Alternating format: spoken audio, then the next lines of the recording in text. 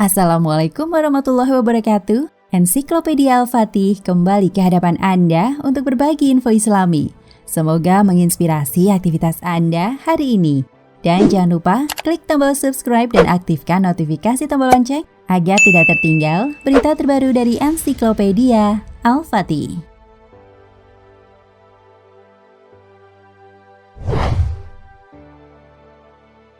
Yusuf Estes dinobatkan sebagai Islamic Personality of the Year di Dubai International Holy Quran Awards Ceremony pada tanggal 8 Agustus 2012. Sebelum menjadi tokoh muslim, ia adalah salah satu umat Kristiani yang taat beragama dan memiliki keinginan untuk membawa orang lain menjadi Kristiani. Semasa kecil, ia selalu menghadiri gereja secara teratur dan dibaptis pada usia 12 tahun di Pasadena, Texas. Sebelum menjadi seorang muslim, kemanapun ia pergi, ia selalu membawa Bible atau Injil, kalung berliontin salib, bahkan ia selalu menggunakan topi bertuliskan Yesus is Lord. Ia melakukan hal tersebut dengan tujuan untuk menyampaikan pesan yang menurutnya perlu diketahui orang lain. Pesan tentang cinta kasih, perdamaian, dan pesan agar menjadi orang baik yang dapat digunakan sebagai dasar ketika datangnya hari akhir. Kehidupannya sebelum menjadi seorang muslim hanya diisi dengan dua hal, bekerja keras dalam berbisnis untuk mendapatkan uang, dan juga bekerja keras memberitahu orang lain tentang Yesus dan perdamaian, dengan tujuan agar banyak orang yang memeluk agamanya.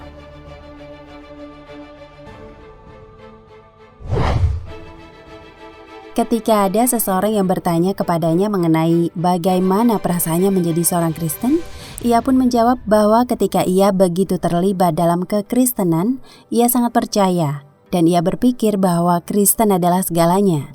Namun ketika ia mulai menemukan kesalahan di dalam kitab Injil, ia mulai merasa ragu. Bukan ragu kepada Tuhan, tetapi kepada Injil dan bagaimana awal mulanya istilah Kristen.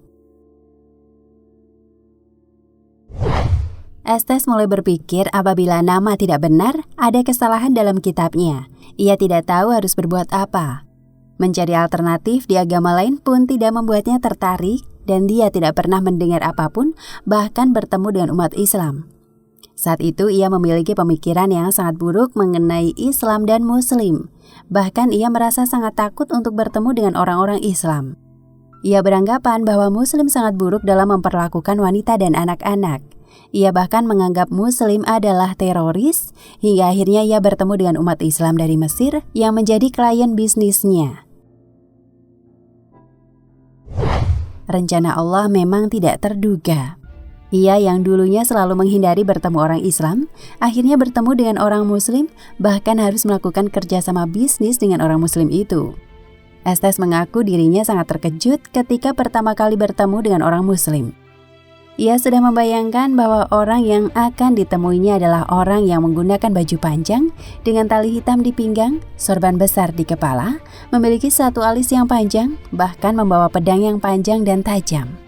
Namun semua bayangan yang ada di benaknya menghilang begitu saja ketika ia bertemu Muslim itu.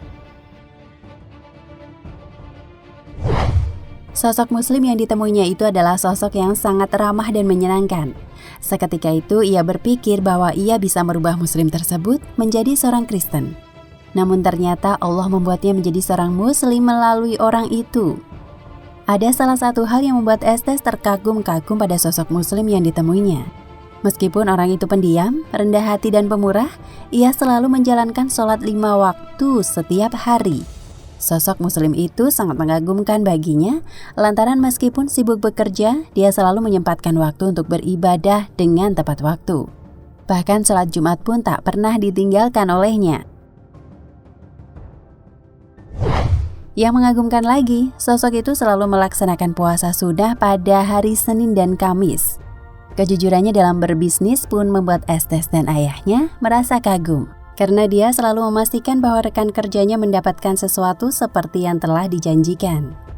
Suatu ketika, Estes dan klien Muslimnya itu membicarakan mengenai Tuhan. Saat itu, klien Muslimnya bertanya tentang Trinitas dalam agama Estes dan meminta Estes untuk menjelaskannya. Namun tak satu pun dari mereka yang dapat menjelaskannya. Tak mau kalah, Estes pun menanyakan bagaimana caranya menjelaskan Tuhan menurut agamanya.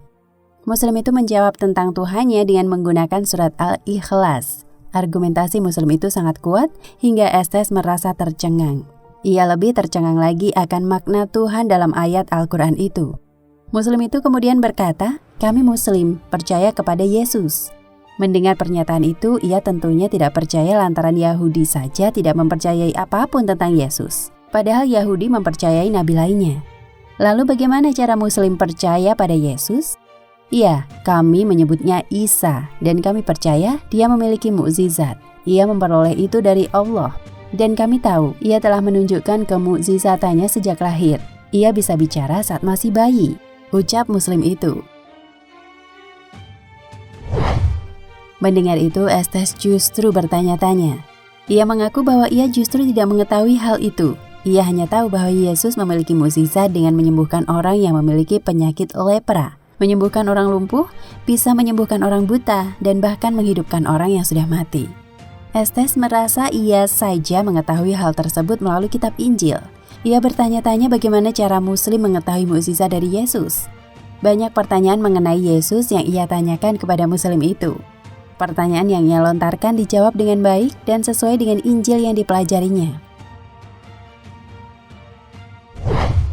Ia menganggap ketika rekan kerjanya itu mengetahui banyak hal tentang Yesus, maka akan mudah baginya memurtadkan rekan kerjanya itu. Namun Allah berkata lain.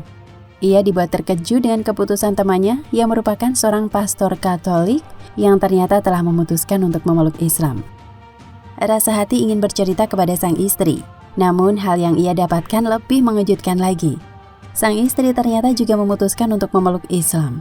Ia sangat terkejut hingga akhirnya ia merasa ia perlu berbicara sekali lagi kepada rekan kerjanya itu. Mereka berkeliling di malam hari di luar rumah dan ia bertanya banyak hal tentang bisnis, keluarga, Injil, Al-Quran, dan banyak pertanyaan-pertanyaan lainnya yang ia tanyakan. Karena ia tidak tahu apa yang harus ia lakukan. Namun ia tidak mendapati temannya itu mengajaknya untuk menjadi Muslim. Temannya berkata, itu bukan urusan antara sesama manusia, bukan hubungan antara Estes dan istrinya, ayahnya, hingga teman-temannya. Namun ini adalah hubungan antara Estes dan Tuhan. Ia hanya mengatakan, pasrahkan semuanya kepada Allah dan semua yang Allah kehendaki dan berdoa untuk itu.